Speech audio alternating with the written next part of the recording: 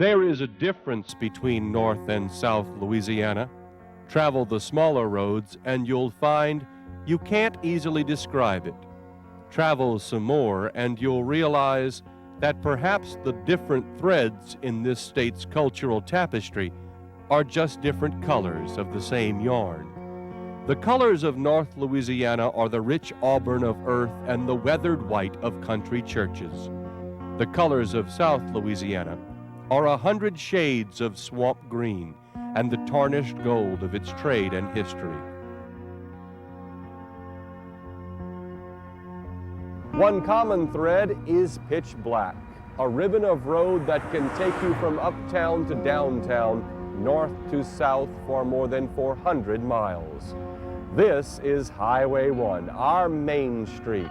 Along it, you can see fading customs, hear an old world language, discover out-of-the-way treasures, and revel in a Louisiana that is vanishing too fast. Come along on our continuing search for lost Louisiana, along the road less traveled.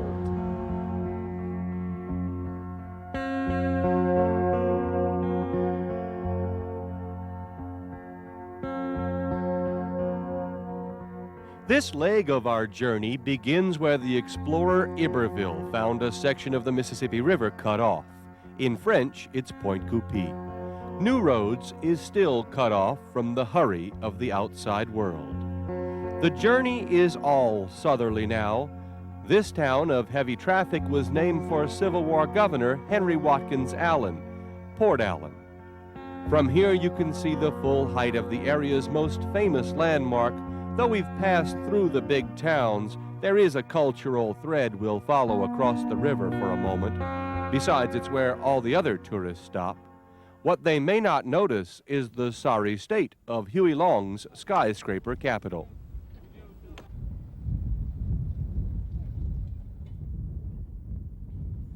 After 65 years, neglect is everywhere. Against bronze deco windows, the elements have pounded, finally cracking the sills. The ceiling of the House of Representatives was rotting. Custom-made furniture was stolen over the decades. Holes were drilled through terrazzo floors. It's a shame, says the Speaker of the House, so I put on a tie and went to see Mr. Hunt Downer. He agrees the state of the State House is a shame. This whole floor, well, all of these offices in here had carpeting. Glued down matting to the marble. Carpet glued over, glued over marble. Yes, well, it was matting glued over the marble, and then the carpet was glued to the matting so it wouldn't slip and slide. And then they drilled holes in it too? Yeah, well, they put a hole. If you needed a wire, you just pull it through. It didn't matter. Run it through, run it under the floor, and pull a hole through. Well, there's a special help for those people. You just look at the detail here. Mm-hmm. The knobs, all of this was specially cast for the building. Particularly, again, the pelican, the state seal, cast into the brass doorknobs, specially cast for this. This room is the original governor's office, was where his office was. His desk was actually sitting here with his back this way, and he would face this way. What is here, so rumor has it, it's actually designed, it looks like it's a speaker front to maybe a sound system. It's actually where the bodyguards sat. They found old chairs, old cigarette butts ground into the floor and all, where apparently someone did sit with a shotgun or something, apparently. Understand, we're talking the 1930s. Luckily, something is being done, especially about the ceiling rot. Workmen installed scaffolding all the way up to within a few feet of the house ceiling. Want to go up? I don't know. Yeah, come on, let's go, and you'll get a better look at what's going on. You're now up over the balcony of the house chambers. On the flooring above it, you can see how it's been repainted and touched. Original bagasse tiles had come loose. Artists like George Stewart have been at work refreshing the colors. All the colors on all the birds and snakes and lotus you can barely see from 4 stories below. There are actually 30 colors on the ceiling, and each one had to be matched. And we're bringing the freshness back out. After we've worked on the ceiling, you just get even a greater appreciation. This is actually the finest representation of Art Deco work in the world. It's preserved here, and it was at the time of the Depression. Artists from all over the world were brought down here, the best at the time. There was no work anywhere in the whole world, and Huey Long had the foresight to bring them in, and it was like a artistic renaissance. Now it's done, and it looks just as it did in the 30s. The state capitol was erected in 1931 at a cost of $5 million. This year, the state will spend more than that to restore it. Next on the list, Memorial Hall, Huey Long's gilt ceilings and deco frescoes. When you come up close, then you really appreciate the artwork that went into this building. Again, remember, 14 months of construction time in the early 30s. What an amazing feat. Primarily, Louisiana craftsmen did this. I mean, what a tribute to Louisiana and its citizens was this building. And that's what it was built for, as a monument to Louisiana citizens. On the road south again, and the skies are still overcast. In the 1780s, a Mr. Jacques Moleauville came upriver to ply his trade and settled here. Have you ever heard of Donaldsonville? This was a big town for the Acadian settlers. It was a regular stop for steamboats, and when one blew up and burned, they say, Brûlé got its name. Brûlé means to burn. Burn from history was the original unique name, Donaldsonville.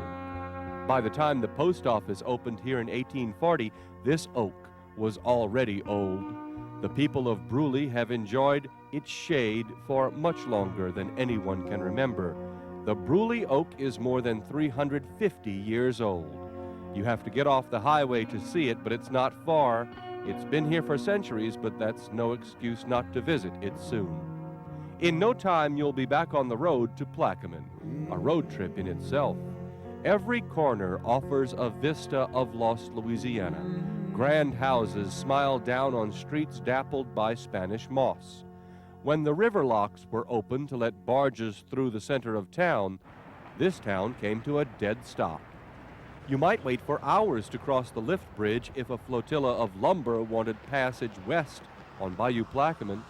Louis Favron can tell you about those times. How long would it take if the river were really high to get to the back bayou? How long would the lock process take? Sometimes it would take 30 minutes, depending upon the size of the barges. And sometimes it might take a little longer than that, you know. That's a long wait. And it would tie up. There's a lot of traffic that was tied up. That's how that four-lane highway came into being, because we had one lane coming into Plaquemine and going out. When the boats would come through these locks, then the traffic bridge and the railroad bridge would open, so that would tie up traffic on both sides. The lock was completed in 1909 and had the highest water lift in the world, 51 feet. Graceful arched windows give the landmark a Dutch look. Plaquemine credits Mr. Gary Hebert for having the foresight to fight to save the lock from destruction and helping to place it on the National Register of Historic Places. They started building the locks in 1895, and it took 14 years to build these locks because they were built by hand. At that time, there was no machinery, so everything that you see in the locks and the lock house is all built by hand. And the guy who designed these locks is the same guy that designed the Panama Canal. In 1961, another lock upstream stole its business. This lock was no longer needed. It closed after 52 years of service to water commerce. Gus O'Neill's father was lockmaster. Well, had a lot of boat traffic coming through the locks, and they were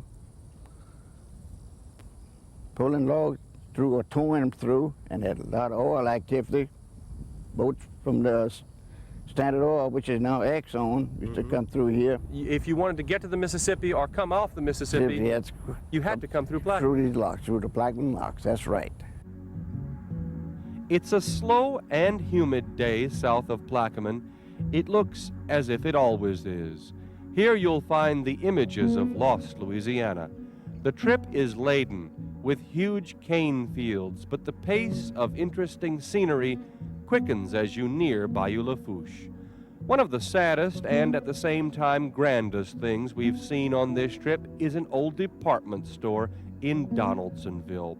This town used to be quite prosperous. They called this the Gold Coast, and in the ornate landmarks of Donaldsonville you can see how some of the gold was spent. This was the center of trade, of opportunity, and of political intrigue. Briefly in the 1830s, it was the state capital. This is the only known picture of that Capitol building. When LaSalle explored this area in 1682, he met prosperous Indians and named the big bayou La Fouche de Chitimachas, the fork of the Chitimachas, where Donaldsonville now stands. Capuchin and Jesuit priests camped here in 1704. They were slaughtered by Indians as they slept. The Indians soon after agreed to leave their fertile home. When the Acadians arrived in 1756, the settlement took off. Soon there were bakeries delivering fresh bread in wagons. By the Civil War, this was hot property. The people here fought relentlessly for the Confederacy. There were guerrilla attacks on the wharves and rebels always lurking, ready to harass the invading Yankees. New Orleans, remember, was an occupied city. Union gunboats daring their way upriver met a constant threat from the irrepressible people of Donaldsonville. Historian Andrew Capone tells the story of bygone prosperity.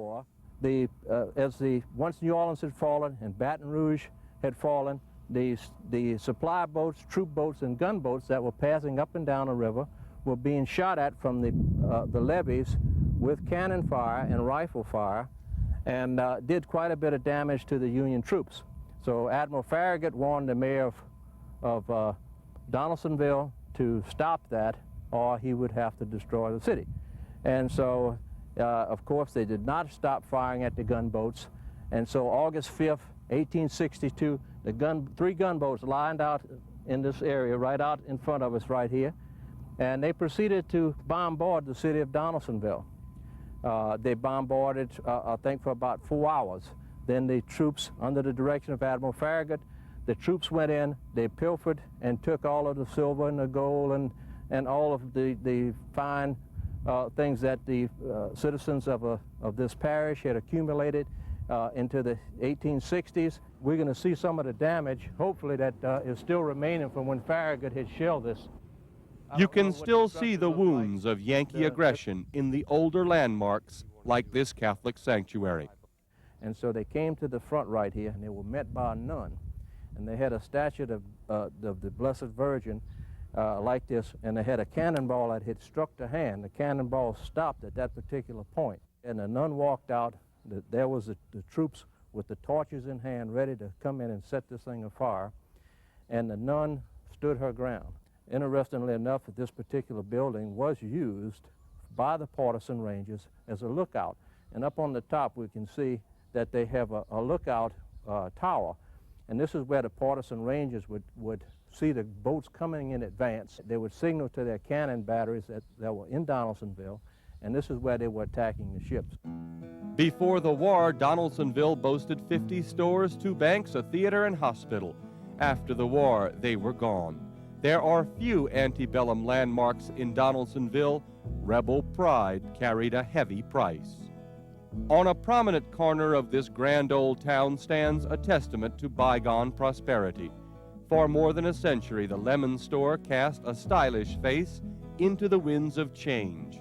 A mercantile business begun by a street peddler, Jacob Lemon, in 1836, stood the changing fortunes of time and war. Built in the good year of 1877, like other grand stores across this state, it is now closed. What carpetbaggers and the Great Depression could not do, the chain store across town has. The Lemon store closed just about the same time Walmart opened. This was the oldest family department store in the state. As it grew, it came to occupy a whole city block, the lower part all ornate with fancy iron columns. You'll see that they're all cast iron. Really? Often when we travel, we want to slip inside the abandoned stores and banks. How grand it is to meet a descendant of Jacob Lemon who let us trespass on old wonders. This was how you powered a freight elevator, do you remember? This was a hardware store and a dress shop. Do you remember this sort of store? A real department store for the pioneers here on the southern frontier. In a small office, there are records in old wood drawers. The smell of dry paper escapes as J. Lemon peruses a page from his family business history. And in all these old file cabinets, and that's exactly what they are, they pull out and hang down. And here you go. Here's the inventory in 1907 of Palo Alto Plantation. Let's see what they owned at the time. 60 short chains, 3 car gears, 3 sets of double trees, wrought poles, 24 mules. Did they pay for them? They paid for all of it. Good. Behold a All wondrous factory has walk-in safe. This is the second There's the door, first and door, the key, solid metal. and Then there's the inner inside. sanctum, fancy with the sort have of a safe art inside makers the of vault, business and then we furniture have a separate have safe long forgotten outside. to This include. safe was, It's nicely painted inside and everything. it's gorgeous.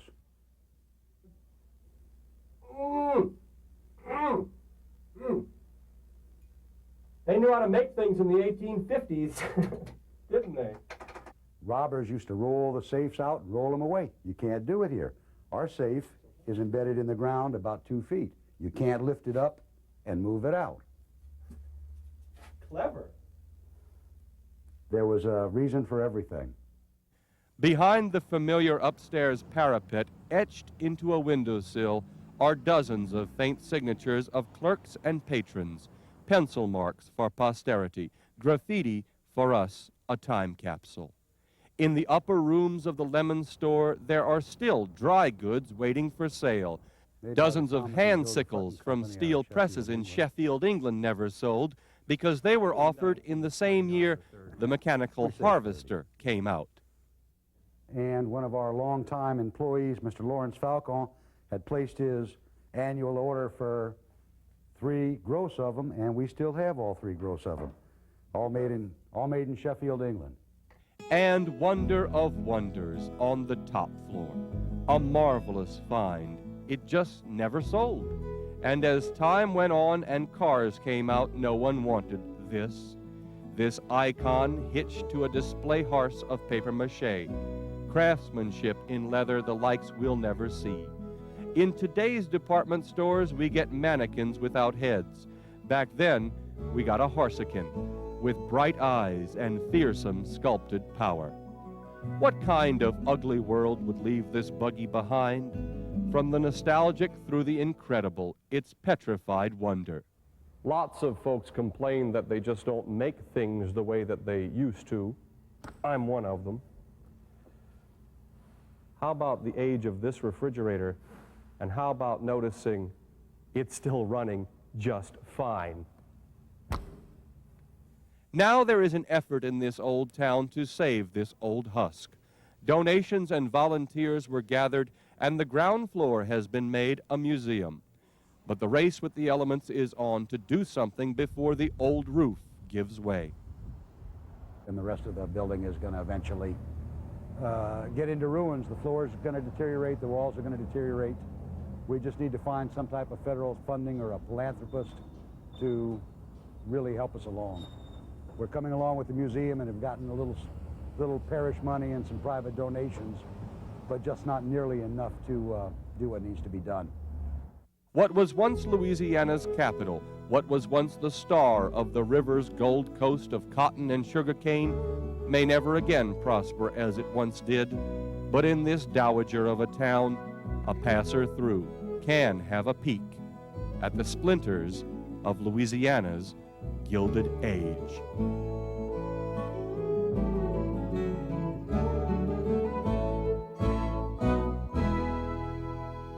Lost Louisiana will continue down the road less traveled.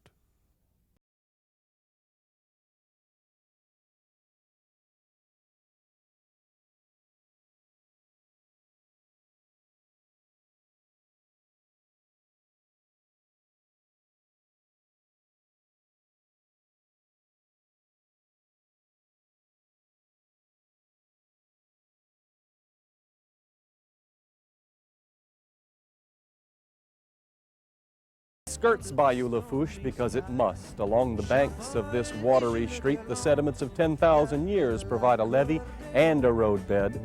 Just beyond the road, not far beyond the houses, there is marsh and salt water again. Shrimp boats wallow up this shallow stream, heavy with their treasure. The Gulf is part of every life here, and life is good. This is the same road we've followed across the state, across cultures, really. Down here, Highway 1 is a road well traveled. We're in search of lost Louisiana. Here, in the honest and faithful ways of people in harmony with nature, is a road less traveled. Napoleonville is one of several towns that will show itself only to the curious traveler. You have to step a block off Highway 1 to really see these gems. They reveal a side of Louisiana that is familiar to natives but strangely quaint to outworlders. The people of Bayou Lafourche can be shy, even distrustful of outsiders. Maybe they want to preserve an honest way of life before it all flies away. Maybe memories of the Civil War still circulate. Invading Union troops stabled their horses in a church here and used stained glass for target practice. 500 rebels tried to stop 4,000 Union troops at Labodyville. They did not. St. Philamene Church is more than 100 years old. It beckons the faithful with a proudly shining spire. Who were the craftsmen, you wonder? For that matter, where are tomorrow's craftsmen to keep the building skills alive? A mosaic floor without walls or roof is a stage without actors. Why didn't someone preserve the things we expected to find? Old shops and old things. Where are the wooden boats we expected to see here? There are fewer every season. For the good news, we'll take a pause that refreshes in Thibodaux.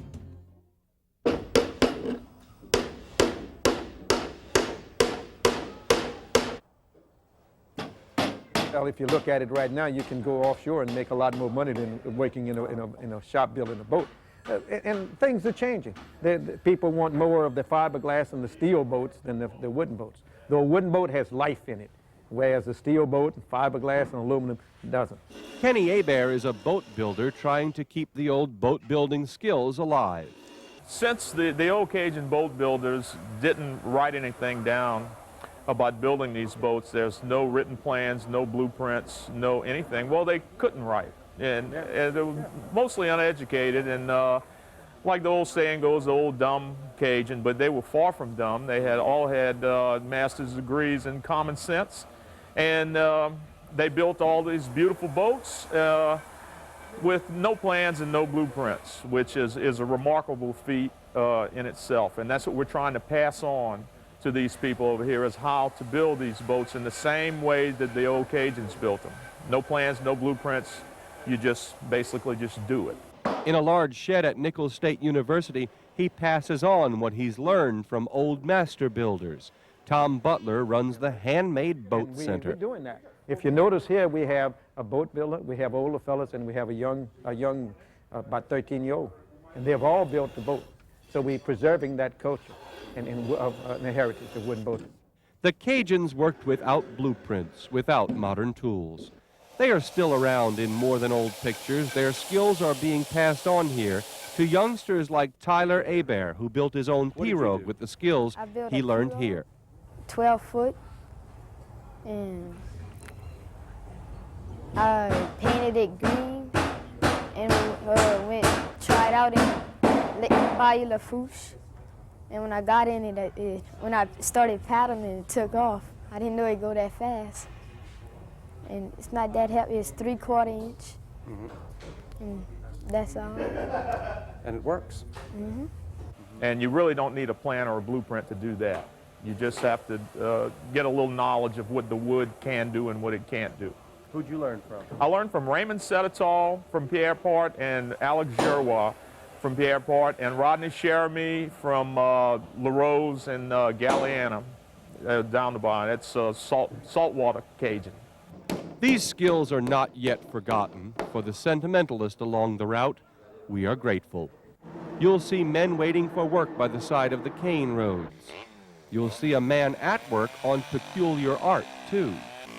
Chris Fetch lunges as if he's holding a rapier. With a chainsaw, as Michelangelo supposedly said, he chisels away everything that doesn't look like what he's after. He's after a variety of rough-hewn forms, and he works at it in plain view of passers-by on Highway 1. From a high bridge, you can see why boats are essential down here. In an hour's drive, it has become a watery world. The bridges in towns like LaRose aren't faded reminders of a long-ago past. They're used by everyone all the time. Another lasting landmark you'll pass is in LaRose. On the trip south, watch for Satsuma Drive. If you should miss the sign, another will tell you there be Satsumas here. Or you can roll down the window and smell Hubert Lafont's citrus grove. The Satsuma stand has been here for 20 years, Mrs. Lafont says, offering the sweetest in the state. You must know a sweet Satsuma. Yes, we do. You have any today? I sure do. They are very sweet and firm and have a lot of juice. Yeah. In other words, if you drop one in the cement, it would crack because they're so full of juice. Yee-hee! This is one of the original settlements of the Acadians who were expelled from Nova Scotia. This is Cut Off. A great hurricane in 1893 wiped out thousands of lives south of here. Survivors, what few there were, moved north, swelling the population of Cut Off by 200 families a century ago. This house survived that storm and was moved to Cut Off too. Towns along Bayou Lafourche all run together. Passing through Galliano, though, you'd best know where Golden Meadow begins. Say Golden Meadow anywhere in Louisiana, and someone will accuse it of being a speed trap. But it's the law, 30 miles an hour, not 31, not 30.5. But that's okay, because you're more likely to notice Geoffrey Cushnick's shrine to the Virgin Mary. If you stop, Mr. Cushnick will tell you about it. I had my head down, I was praying, and that I would so much like to see her. I asked Jesus and Mary so much like to see her. And the moment I asked, I felt her presence. I raised my head to look where the statues were, and they weren't there anymore, but she was there, looking down at me with the most beautiful blue eyes. And her eyebrows were rich brown. She looked like she's in the early 20s. A beautiful queen as I've never seen before. She kept looking at me and I kept looking at her. We never stopped looking at each other. I realized I had just seen the Mother of God here on earth, and it made me cry from so much joy. I told my wife, I said, someday I'm going to build a shrine for her. And everything from then on that she wanted me to do. Mr. Cushnick built all this, and now he's adding a roof. He's had plenty of help from his neighbors over the years. He says he often sees patterns of sacred images in clouds and trees. One pattern this gentle man of faith may not have noticed. I could not help but notice. He is a carpenter. His friends are fishermen. By the time you're done examining all the hand-added details of the Golden Meadow Shrine, it may be dark. There was a time when nightfall meant danger in this town. Rum runners and cutthroats abounded, but it's calmed down. In Golden Meadow, the civil folk now come to dance at PJs Camp Lounge, Hotel, and Fed Pond. The name takes some explaining. Owner P.J. St. Pierre explains. All our lives down here, them guys, they go into the camp, they end up at the ballroom. They go and dance, and they end up somewhere or other besides at the camp. So I figured I'd give them a chance to tell their wife to come into the camp. They would be at the camp. They wouldn't be lying no more. The wife wouldn't know which camp they at anyway. And what's the Fed Pond? The Fed Pond is when we were outlaws down here. We're not no more, but when we used to be outlaws, we used to feed the pond with Milo or corn or something to bring the ducks in. See? So I'd call it a camp and Fed Pond, which is next to each other, which would work out good together, and it did. It's a name that carried on. People talk about it because they don't know what it means. But they do down here. Oh, down here, oh yeah. Yeah. Everybody comes in, they ask you, you know, why you named it that? And I'll tell them the story about the guy who's been lying to their wives all the time. You know. So you can say, I've been to the camp, me. I've been to the camp, yeah. I went to the camp. I'm all drunk, but I went to the camp. They don't have to lie no more. So it works out pretty good. If we were in Lafayette or Lake Charles, the music would be Cajun. They like country and western in Golden Meadow. Onto the oak dance floor they stream in the most astounding pattern. A song will start and they'll all get up to dance. The song will end and they'll all sit down. The song will start and they'll all get up again. This goes on until 2 a.m. Shoes. I got those Erico blues all night long. Hey, yeah, yeah. That's why I'm gonna tell. Ooh. Yep,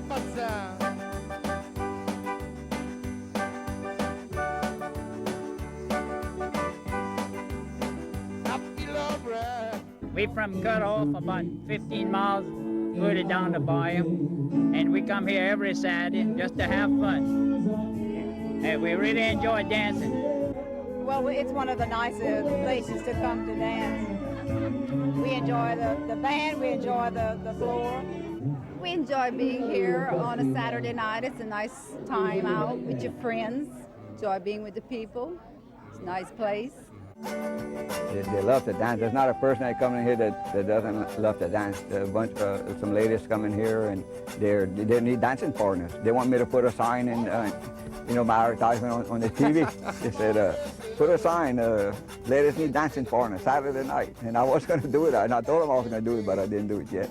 And I need to do it because they're here. And some dancers, I'm talking about some of the best dancers in the world coming here. I mean, from all over, and they're dancing. And I have one of the best dance floors. We have a 50 by 30 dance floor made out of a 3/4 inch oak tongue and groove, well kept up, And they love to dance, and they dance.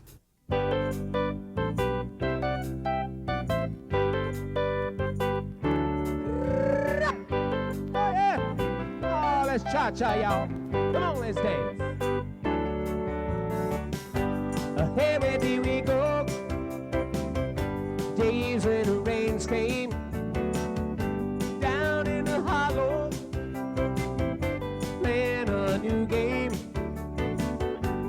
laughing and running, hey, hey, skipping and jumping in the misty morning, falling.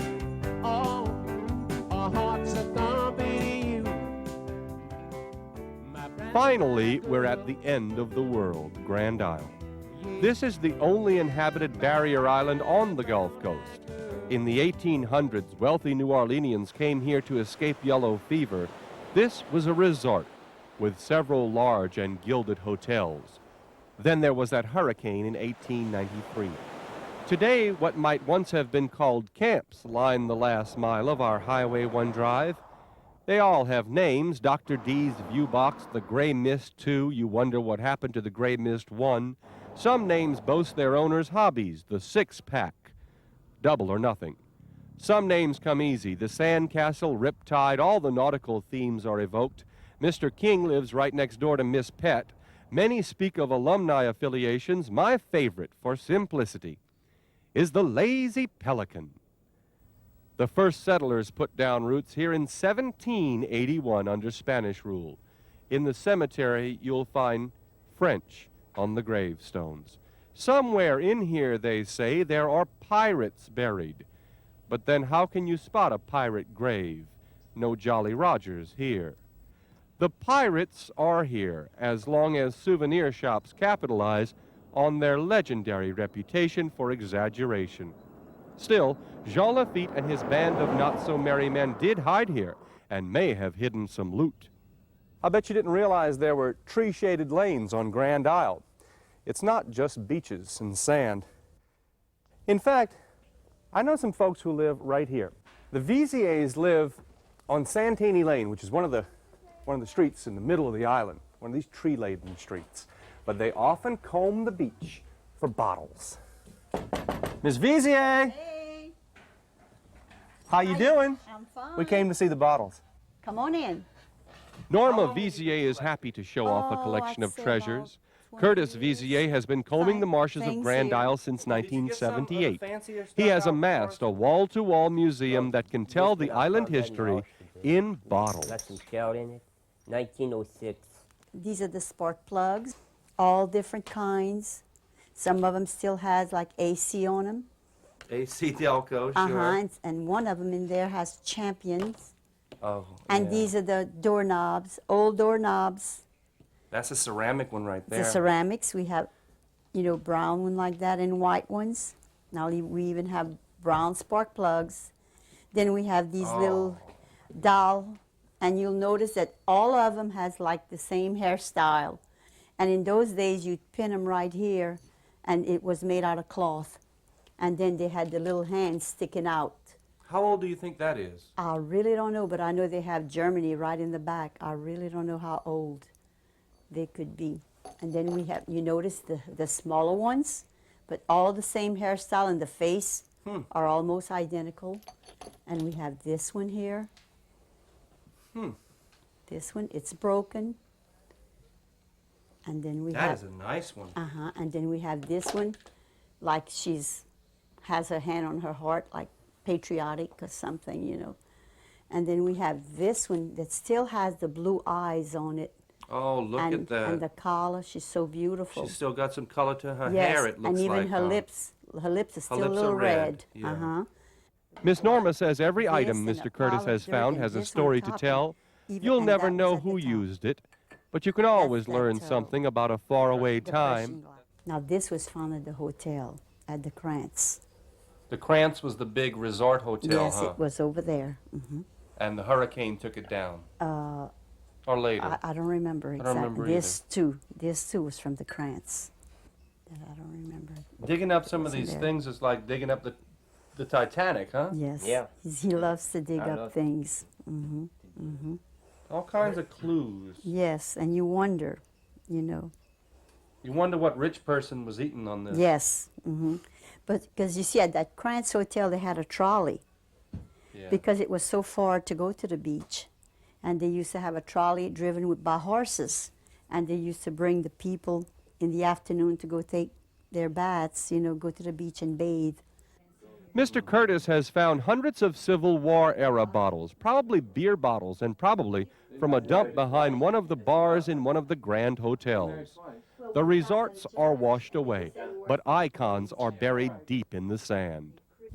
Curtis Vizier treads the marshes with a thin metal cane, feeling his way underground. He can tell the difference between shell and glass, he says. This is the foundation of the Hotel Krantz. The Viziers are looking for true tales of a lost Louisiana in the wastelands and ruins no one else cares to search. They find beauty where no one else even cares to look for it. That, to me, is a fine endeavor.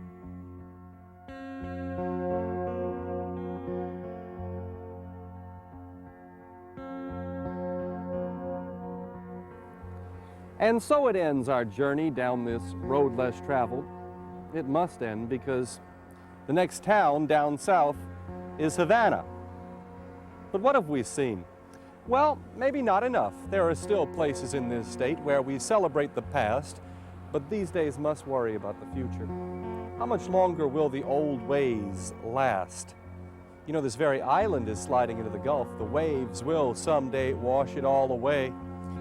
But that day is far to come, and while we still can, while there is still time in our day, we will visit many more small corners and hear the fine stories of our great state. Yes, we'll meet again. We'll travel another road soon, you and I, to find the people and tell the stories of lost Louisiana along all the other roads less traveled.